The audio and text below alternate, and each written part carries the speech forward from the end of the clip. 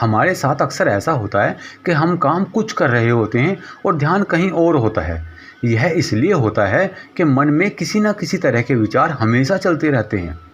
मन कभी शांत नहीं रहता है।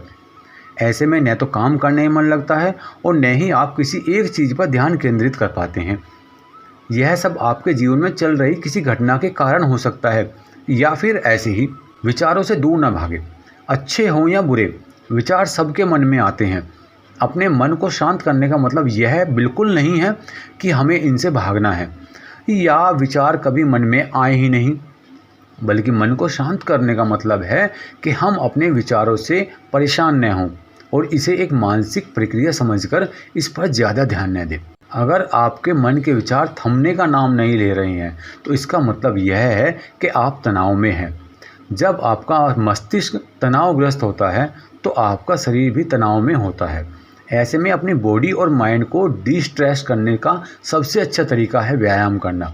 आप चाहे योगा भी कर सकते हैं या फिर अपने मनपसंद का कोई खेल खेल सकते हैं। अपने आप को व्यस्त रखें। किसी ने सही कहा है, खाली दिमाग शैतान का घर।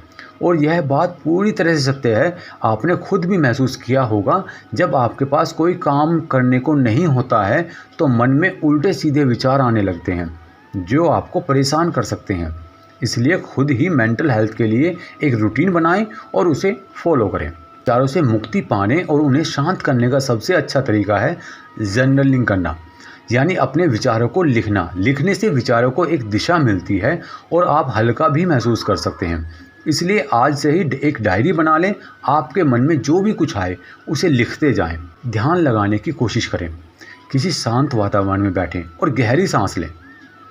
ऐसे ही अपनी हर सांस पर आंखें बंद करके ध्यान केंद्रित करने की कोशिश करें।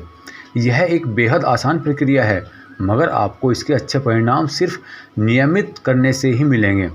इसलिए पहली बार में आपको सफलता हासिल होगी, यह विचार छोड़ दें। राधे राधे।